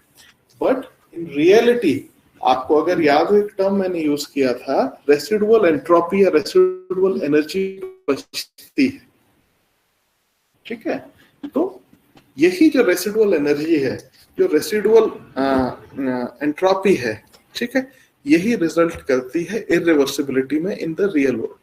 कि हम चाहते हैं कि इक्विलिब्रियम स्टेट अचीव हो, हम कह रहे हैं कि इक्विलिब्रियम स्टेट अचीव हो थ्योरेटिकली, बट रियल वर्ल्ड में जब तक ये बात होगी, रियल वर्ल्ड में जब तक कोई भी प्रोसेस अकर करेगा, कुछ ना कुछ रेसिडुअल एनर्जी लेवल्स रह जाते हैं। ठीक है, at the end of a process हम मान रहे हैं प्रोसेस खत्म हो गया, लेकिन खत्म होने में जो थ्योरेटिकली इक्विलिब्रियम स्टेट अचीव होना चाहिए था, दोनों का टेम्परेचर बिल्कुल बराबर होना चाहिए था, एनर्जी लेवल बराबर होना चाहिए था, वो रियल वर्ल्ड में नहीं होता, कुछ रेसिडुअल एनर्जी रह जाती है, और यही रेसिडुअल एनर्जी इरिवर्सिबिलिटी को जन्म देती है या उस प्रोसेस को इरिवर्सिबल बना देती है। ठीक, लेकिन यहाँ इन्होंने समझाने की कोशिश क्या की है, for the sake of our analysis इन्होंने कहा कि भाई जो सराउंडिंग और इस ब्लॉक का जो T टेम्परेचर पर है, ये इनके बीच में अगर एक स्मॉल चेंज होता है डेल्टा T के बराबर, ठीक है, आप नीचे देख रहे हो कि T माइनस डेल्टा T लिखा है पहले में, यानी सराउंडिंग का जो टेम्परेचर है वो ब्लॉक के टेम्परेचर T से बहुत ही मामूली से अंतर से कम है, which is equal to T minus delta T। ठीक, यहाँ इम्पैक्ट वर्ड है, जो आपको ध्यान रखने वाली बात यह है कि जो डिफरेंस इन टेम्परेचर है सराउंडिंग और सिस्टम के बीच में, वो बहुत ही छोटा, बहुत ही मिनिमल, या जिसको आप अगर याद करें क्वासी स्टैटिक प्रोसेस पढ़ते समय हमने एक शब्द का यूज किया था, इनफाइनाइटेसिमली स्मॉल। ठीक है, अगर ये डिफरेंस इनफाइनाइटेसिमली स्मॉल है, ठीक, तो जो प्रोसेस अकर करेगा, यानी हम अगर ये पहले ही इस एनालिसिस से पहले ये अज्यूम कर लेते हैं कि जो टेम्परेचर डिफरेंस अकर कर रहा है दैट इज इनफाइनाइटेसिमली स्मॉल, तो ये अजम्पशन लेते ही हमारा सेकंड ऑटोमेटिक इसमें एनालिसिस के पॉइंट ऑफ व्यू से अजम्पशन आ जाता है कि भाई जब ये टेम्परेचर T से T minus del T equilibrium state achieve करेगा, तो जो पाथ ये जिन स्टेट्स से, इक्विलिब्रियम स्टेट से होता हुआ ये पाथ फॉलो करेगा, वो पूरा का पूरा पाथ और पूरा का पूरा प्रोसेस जो ये फॉलो करेगा, उस नेग्लिजिबल डिफरेंस को मेंटेन करने के लिए वो रिवर्सिबल होगा इन नेचर। क्यों होगा? बिकॉज हमने उसको पहले ही ये अजम्पशन ले लिया है कि क्या अजम्पशन लिया था हमने कि ये एक मैं भूल गया भाई, कोई याद दिलाओ यार, अजम्पशन क्या लिया था? हेलो बेटा, एनी वन ऑफ यू? हमने एक बेसिक अजम्पशन शुरू में लिया था ना, इनफाइनाइटेसिमल स्मॉल। हाँ, इनफाइनाइटेसिमली स्मॉल अगर टेम्परेचर डिफरेंस है दो बॉडी के बीच में, ये एनालिसिस की बात हो रही है। ठीक है, रिवर्सिबल जो है प्रोसेस वो मोस्टली हम एनालिसिस में यूज करते हैं, रियल वर्ल्ड में तो रिवर्सिबल होना ना के बराबर है। ठीक है, हम एज्यूम करते हैं, जब रियल प्रोसेस को एनालाइज करते हैं तो हम उसे कुछ एज्यूम कर लेते हैं। ठीक है, तो अभी हम जब रिवर्सिबल प्रोसेस की बात कर रहे हैं तो हमने एक शुरू में एक बेसिक एजम्पशन ले लिया कि जो चेंज है इस एग्जाम्पल में, वो हमने कहा कि भाई जो चेंज था सराउंडिंग और सिस्टम के बीच में बहुत छोटा था, बहुत इनफाइनाइटेसिमली स्मॉल।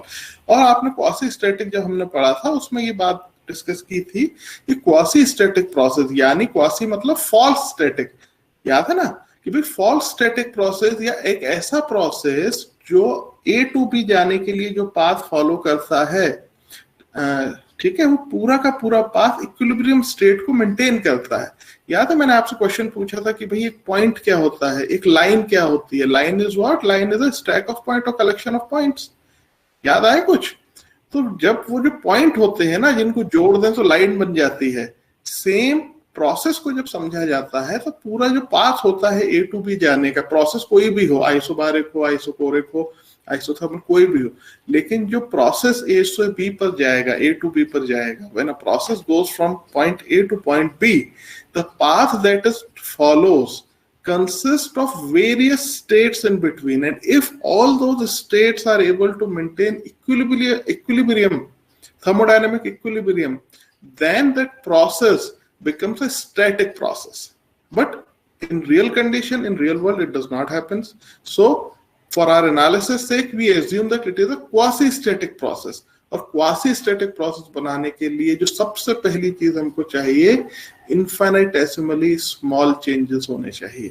इतने छोटे चेंज होने चाहिए, स्टेट, एक स्टेट और दूसरे स्टेट के बीच में जो चेंज है वो इतना छोटा होना चाहिए कि नॉर्मल देखने पर भी हमको महसूस ना हो कि कोई चेंज हुआ है। हमको लगे कि अरे ये जो पहला स्टेट था और जो दूसरा स्टेट है सेम ही तो है, इसमें कोई चेंज ही नहीं है, तभी हम उसे कह पाते हैं क्वासी स्टैटिक चेंज या क्वासी स्टैटिक प्रोसेस, अगर वो सारे स्टेट्स को मेंटेन करे। उसी क्वासी स्टैटिक प्रोसेस की फिलॉसफी को या एजम्पशन को लेते हुए इन्होंने रिवर्सिबल प्रोसेस यहाँ समझाया है और इसमें बताया है कि अगर दो, मतलब एक तो सिस्टम है जो टी टेम्परेचर पर उसके आसपास सराउंडिंग है जो टी माइनस डेल टी, जो डेल टी होता है पूरे थर्मोडायनेमिक्स में आपको del T, del P, del V मिलेगा।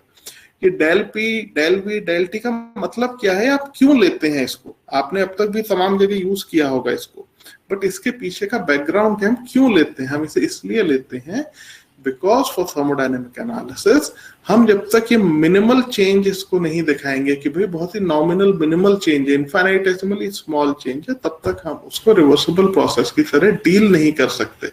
और जब तक हम रिवर्सिबल की तरह डील नहीं करेंगे, हमारा एनालिसिस करना संभव नहीं है। Because real process, real world में जो प्रोसेस होते हैं उनमें इतने फैक्टर्स इन्वॉल्व होते हैं कि हम उन सबको अकाउंट नहीं कर सकते अपने एनालिसिस में। तो to do away with all those factors, हम अपने एनालिसिस के दौरान ये कंडीशन पहले ही बना देते हैं कि भैया ये रिवर्सिबल प्रोसेस है, और रिवर्सिबल नाम लेते ही कुछ एजम्पशंस ऑटोमेटिकली आ जाते हैं उस रिवर्सिबल के अंदर, जिनमें से एक था कि इनफाइनाइटेसिमली स्मॉल चेंज। ठीक है, तो जब टी से टी माइनस डेल टी की तरफ जाएगा कोई प्रोसेस, तो वो चेंज इतना छोटा है कि आपको फर्क पता ही नहीं चलेगा। तो आप कहोगे तो सेम ही प्रोसेस है, तो क्वासी स्टैटिक प्रोसेस बन गया। क्वासी स्टैटिक प्रोसेस बन गया मतलब ऑटोमेटिकली हम उसे रिवर्स कर सकते हैं, रिवर्सिबल प्रोसेस बन गया। इसी का दूसरा मतलब इसी सिक्के का दूसरा पहलू इन्होंने दिखाया है कि भाई जो मान लीजिए कि जो सराउंडिंग है उसका टेम्परेचर ज्यादा है और जो ब्लॉक है उसका टेम्परेचर कम है, यानी सराउंडिंग का सेकंड फिगर में देखें तो टी प्लस डेल टी, यानी इस ब्लॉक के टेम्परेचर से हल्का सा ज्यादा डेल टी सराउंडिंग का टेम्परेचर है। तो जो डायरेक्शन ऑफ हीट फ्लो है वो थियोरेटिकली क्या होगा, सराउंडिंग से इसमें होगा। लेकिन डेल टी इतना छोटा है कि जो चेंज होगा उस हीट फ्लो के दौरान, जो अगली स्टेट आएगी, पहली स्टेट से हीट फ्लो खत्म होने के बाद जो दूसरी स्टेट आएगी, उसमें इतना माइन्यूट चेंज होगा जो हमें फर्क समझ नहीं आएगा। हमारे लिए वो दोनों प्रोसेस, दोनों स्टेट्स जो है वो क्वासी स्टैटिक स्टेट्स या क्वासी स्टैटिक प्रोसेस फॉलो करके अचीव होगा, तो ऑटोमेटिकली वो रिवर्सिबल में आएगा। लेकिन वहीं अगर हम तीसरा फिगर देखें तो तीसरे फिगर में इन्होंने साफ साफ दे दिया कि भाई जो ब्लॉक है वो 40 डिग्री पे है, सराउंडिंग 80 डिग्री पे है, तो डेफिनेटली 80 डिग्री से हीट फ्लो करेगी 40। अब 80 और 40 के बीच का जो डिफरेंस है ये 50% का डिफरेंस है, इसे हम इनफाइनाइटेसिमली स्मॉल नहीं कह सकते। इसलिए जब इस तरह के केस को हम सॉल्व करेंगे या करते हैं तो ये रिवर्सिबल नहीं मान सकते, क्योंकि जो चेंज है ये इतना बड़ा है कि यहाँ क्वासी स्टैटिक प्रोसेस फॉलो नहीं होता। और जहां क्वासी स्टैटिक प्रोसेस फॉलो हम नहीं कर सकते, जहां पर जो स्टेट पॉइंट्स के बीच में चेंज है या जो पोटेंशियल में जो डिफरेंस है वो बड़ा है, वहां पर इरिवर्सिबिलिटी आ जाती है और इस तरह के प्रोसेस को हम रिवर्सिबल प्रोसेस की तरह डील नहीं कर सकते। ठीक, इस पूरे में इन्होंने चैप्टर में यही समझाया था कि भाई रिवर्सिबल कब माना जाता है, रिवर्सिबल क्यों। न्यूमेरिकल में आप लोगों ने बहुत सॉल्व शायद किए होंगे पहले भी, ये डेल टी डेल पी लगा के, बट इसको क्यों हम ऐसा लेते हैं वो समझना था हमें। ठीक है,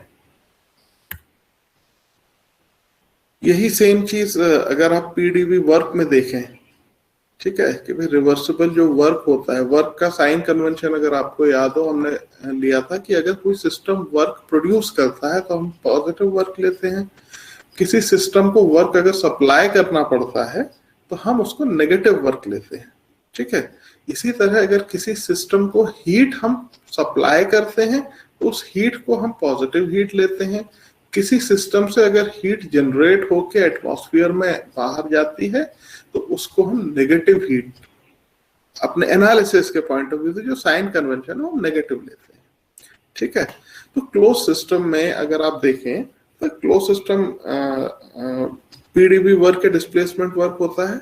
ठीक है, आपको याद होगा कि जो हमने वर्क उसमें मैकेनिकल वर्क का फॉर्मूला देखा था, फोर्स इनटू डिस्टेंस कवर्ड, ठीक है ना, और फोर्स इनटू एरिया होता है। तो एरिया जब हम सिलेंडर पिस्टन अरेंजमेंट के केस में देखते हैं तो area can be defined as a volume covered, और कितना लेंथ से पिस्टन मूव हुआ तो वॉल्यूम, और उसको जब इनको जब सॉल्व करते हैं एरिया को और लेंथ को तो वॉल्यूम बन जाता है। और प्रेशर, ठीक है, जैसे अगर ये पुराना, मैं वापस वो स्लाइड नहीं ओपन कर रहा हूँ, लेकिन अगर आपको याद हो कि सिलेंडर पिस्टन अरेंजमेंट में जो इसमें एक बीच में फिगर दिया है व्हाइट कलर का, आप देखिए सिलेंडर पिस्टन अरेंजमेंट है, सिलेंडर और पिस्टन के बीच में गैस भरी हुई है जिसका है प्रेशर P, जो प्रेशर P मेंटेन की हुई है। ठीक है, पिस्टन फ्री है स्लाइड करने के लिए, ठीक है, और पिस्टन का अपना एक वेट है जिसकी वजह से वो फोर्स मेंटेन किए है, और गैस जो प्रेशर है, अपना जो प्रेशर है उसकी वजह से एक आउटवर्ड फोर्स एक्सर्ट कर रही है पिस्टन के ऊपर। तो गैस में जितना प्रेशर है उसकी वजह से जो वो आउटवर्ड फोर्स एक्सर्ट करती है और उसकी वजह से पिस्टन का जो मूवमेंट होता है, ये जितना वॉल्यूम पिस्टन कवर करता है उस फोर्स की वजह से, इनको अगर इक्वेट करते हैं तो हम थर्मोडायनेमिक्स में वर्क कैलकुलेट करते हैं। ये हम सबको पता है, ये हम सब पहले, मतलब आप लोग बहुत पहले पढ़ चुके हैं। ठीक है, लेकिन अभी हमें यह समझना है कि हमने पिछली स्लाइड में रिवर्सिबल और इरिवर्सिबल का डिफरेंस देखा कि कैसे आता है, वही यहाँ पर भी है। भाई रिवर्सिबल किसे कहते हैं, हमने अभी पीछे समझा ना, रिवर्सिबल हम तभी कह सकते हैं जब इक्विलिब्रियम स्टेट मेंटेन हो, जब पूरे प्रोसेस के दौरान इक्विलिब्रियम स्टेट मेंटेन हो तो ही हम उस पाथ को रिट्रेस करके पहली पोजीशन पे आ सकते हैं। अगर हम इक्विलिब्रियम मेंटेन नहीं कर पाएंगे पूरे प्रोसेस के दौरान तो हम कितना भी कोशिश कर लें, हम कभी भी रिवर्सिबली ट्रेस नहीं कर पाएंगे। ठीक है ना, तो इस कंडीशन में जब वर्क को हम स्टडी करते हैं, अब मैं आपको ये दो तीन चीजें पढ़ के बताता हूं, देन विल डिस्कस। पहला, इन अ क्लोज सिस्टम, ठीक है, क्लोज सिस्टम याद है ना, क्लोज सिस्टम में क्या होता है, मास ट्रांसफर नहीं होता, सिर्फ एनर्जी ट्रांसफर होती है। एनर्जी कैसे हो सकती है ट्रांसफर, एनर्जी या तो हीट के रूप में हो सकती है transfer, energy can be transferred as a work, ठीक है, इन और out of the system, but mass will not transfer. ये पहली कंडीशन है। जैसा कि पिस्टन सिलेंडर अरेंजमेंट में देख रहे हो ना, गैस पिस्टन और सिलेंडर के बीच में ट्रैप्ड है। ठीक है, ये जो P है यहाँ पर, पिस्टन और सिलेंडर के बीच में गैस ट्रैप्ड है। पिस्टन मूव कर सकता है फ्रीली, लेकिन किसी भी केस में ये जो ट्रैप्ड गैस है ये इस अरेंजमेंट से बाहर नहीं जा सकती, ये हमने एज्यूम करा है, तभी ये क्लोज सिस्टम है। अगर ये गैस एस्केप कर पाती तो ये क्लोज सिस्टम के उसमें नहीं आ पाता। ठीक है, तो हमने पहला कहा, in a close system if infinitesimal pressure increase causes the volume to decrease by del V, ठीक है, then the work done on the system is, ये जो इक्वेशन दी है, dW रिवर्सिबल माइनस PdV। ठीक, क्या मतलब है इसका, कि अगर कोई क्लोज सिस्टम है जैसा ये पिस्टन सिलेंडर अरेंजमेंट है, इसके ऊपर इनफिनिटेसिमल प्रेशर इंक्रीज, इनफिनिटेसिमल यानी बहुत छोटा, बहुत negligible amount of pressure increase होने से अगर वॉल्यूम डिक्रीज होती है, कितनी डिक्रीज होती है, डीवी मैंने अभी बताया आपको पहले, डेल्टा वी डीवी जहां भी यूज होता है ये अपने आप में शो करता है बहुत ही माइन्यूट चेंज। ठीक है, तो बहुत ही माइन्यूटली अगर वॉल्यूम रिड्यूस होती है तो ऐसे वर्क डन को हम थर्मोडायनेमिक्स में शो करते हैं या उसको लिखा जाता है DW, यानी जो चेंज इन वर्क है या वर्क प्रोड्यूस्ड या वर्क एब्जॉर्ब्ड, जो भी कह लो। ठीक है, एक रिवर्सिबल प्रोसेस में। रिवर्सिबल क्यों लगाया? क्योंकि इनफाइनाइटेसिमल चेंज प्रेशर में भी हो रहा है, जिसकी वजह से इनफाइनाइटेसिमल चेंज वॉल्यूम में भी हो रहा है। दोनों इनफाइनाइटेसिमल चेंज हो रहे हैं या इनफाइनाइटेसिमल स्मॉल चेंज है। इसके मायने जैसा अभी हमने डिस्कस किया कि इक्विलिब्रियम स्टेट मेंटेन्ड है। ठीक है, हर वर्ड का अपना, मैंने शुरू में आपसे कहा, हर वर्ड का अपना एक मायने है। कोई भी एक वर्ड आया तो वो वहां वर्ड तक सीमित नहीं रहता, उसका इफेक्ट है, क्योंकि उसके अपने मायने हैं। जैसे इनफाइनाइटेसिमल मैंने बोला, इसका मतलब है कि वो इक्विलिब्रियम की बात कर रहा है। ठीक है ना, इक्विलिब्रियम की बात कर रहा है मतलब वो रिवर्सिबल प्रोसेस की बात कर रहा है। ठीक, तो ऐसे केसेस में जो वर्क डन है उसको हम पीडीवी वर्क कहते हैं। और माइनस पीडीवी क्यों लगाया है हमने यहाँ? क्योंकि हम यहाँ ये कह रहे हैं कि वॉल्यूम डिक्रीज हो रही है। अब इस पिस्टन की वॉल्यूम डिक्रीज कब हो सकती है? तो एक ही कंडीशन में हो सकती है कि जब एक्सटर्नल बाहर से कोई हम प्रेशर अप्लाई करें जो गैस का प्रेशर है उससे ज्यादा हो, हल्का सा, ठीक है, और पिस्टन अंदर की तरफ जाए और गैस को धक्का दे और गैस का वॉल्यूम कम हो। ठीक है, यही एक कंडीशन है। तो हमने साइन कन्वेंशन लास्ट क्लास में देखा था कि अगर वर्क किसी सिस्टम के ऊपर अप्लाई किया जाए, यानी किसी सिस्टम को बाहर से वर्क सप्लाई किया जाए, तो हम नेगेटिव साइन लेते हैं। यहाँ पर भी यही हो रहा है, बाहर से हम सिस्टम को धक्का दे रहे हैं तभी तो पिस्टन अंदर जाएगा और वॉल्यूम कम होगी गैस की। ठीक है, और इस केस में as per our sign convention हमने माइनस साइन का यूज किया है।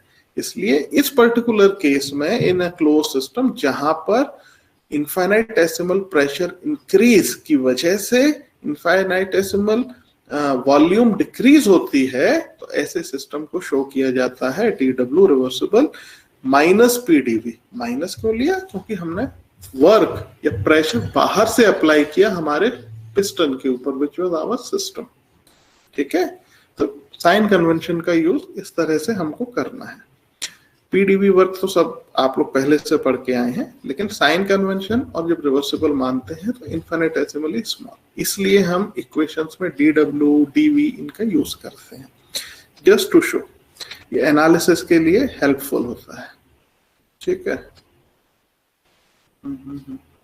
ठीक है। इसमें तो अब एक वर्ड आता है, कहीं हम पढ़ेंगे कि स्टेट फंक्शंस क्या होते हैं।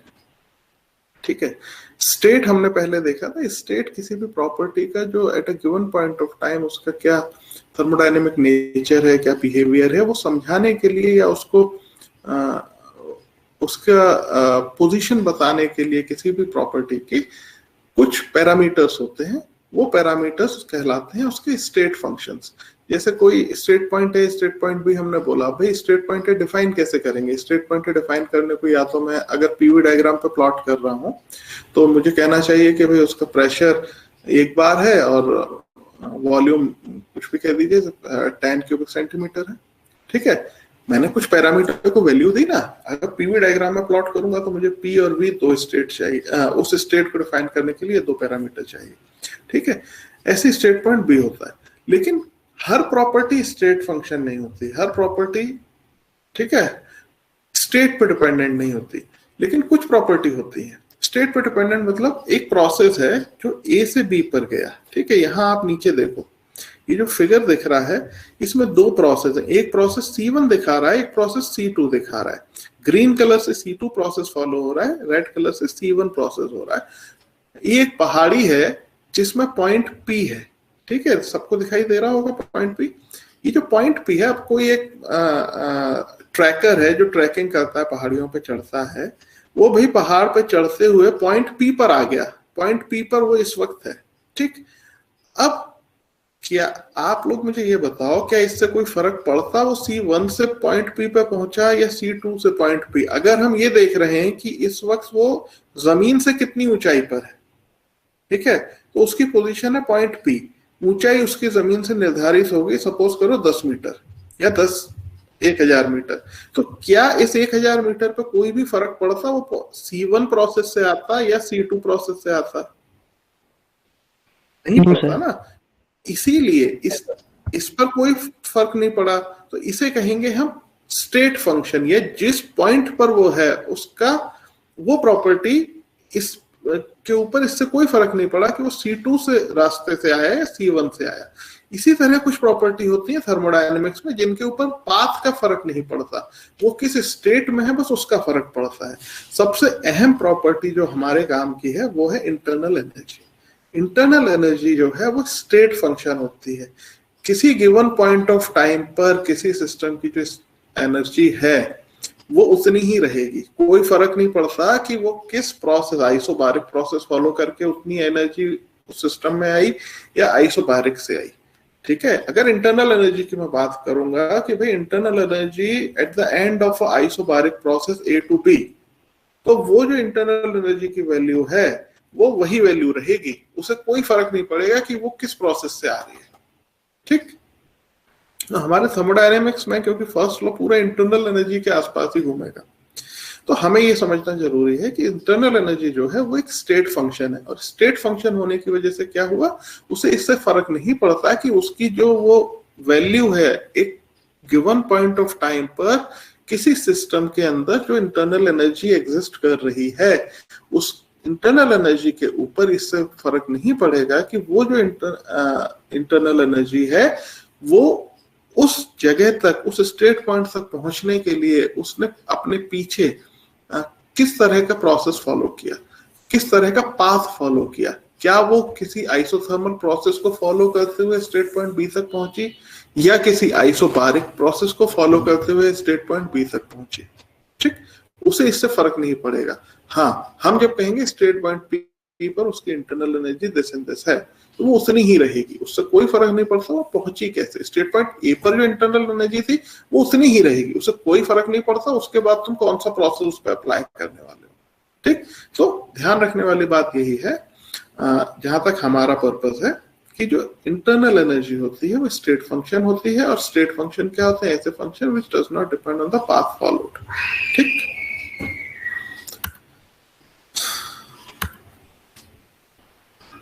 अब अगर आप ये देखो, स्पॉन्टेनियस प्रोसेस भी कुछ होते हैं, एंड ड्रिवन प्रोसेस दूसरा, मतलब उसका अपोजिट।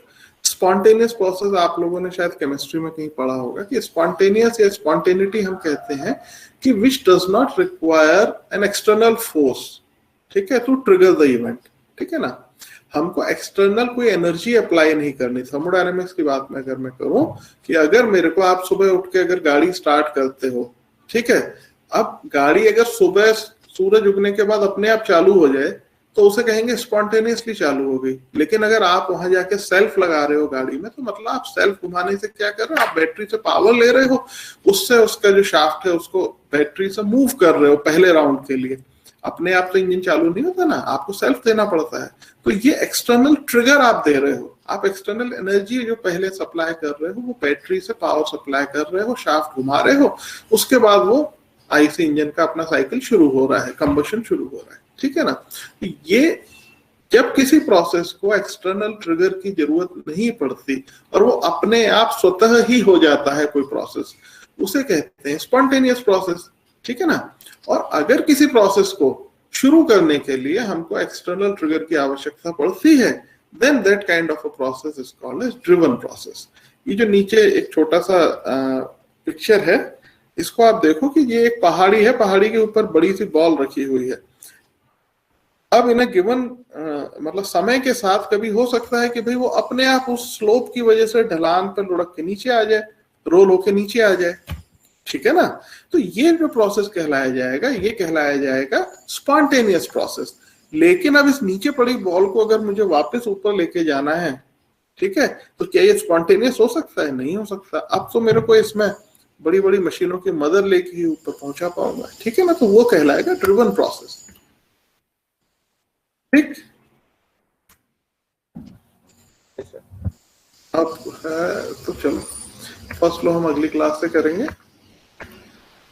फर्स्ट लॉ के पहले का बेसिक आज इतना कवर करते हैं। इसके बाद आता है हीट कैपेसिटीज। हीट कैपेसिटीज तो आपने सीपीसीवी शायद सबने पढ़ा होगा कि भाई किसी भी सब्सटेंस का अगर एक यूनिट सब्सटेंस का टेम्परेचर बढ़ाना हो बाय यूनिट और डिग्री, तो जो एनर्जी रिक्वायर्ड होती है उसको कहते हैं। ये हम उसमें लेटेंट हीट और स्पेसिफिक हीट में भी पढ़े होंगे आपने अगर याद हो तो। ठीक है ना, तो इस यहाँ से हम शुरू करेंगे नेक्स्ट क्लास, और then will begin with formal first law of thermodynamics.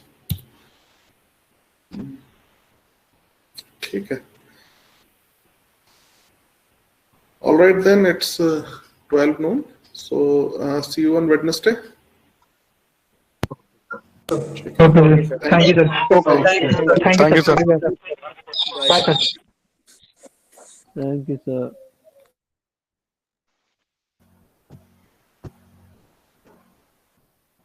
Sir गए क्या? जी सर गए। दिवाली आज क्लास होगी?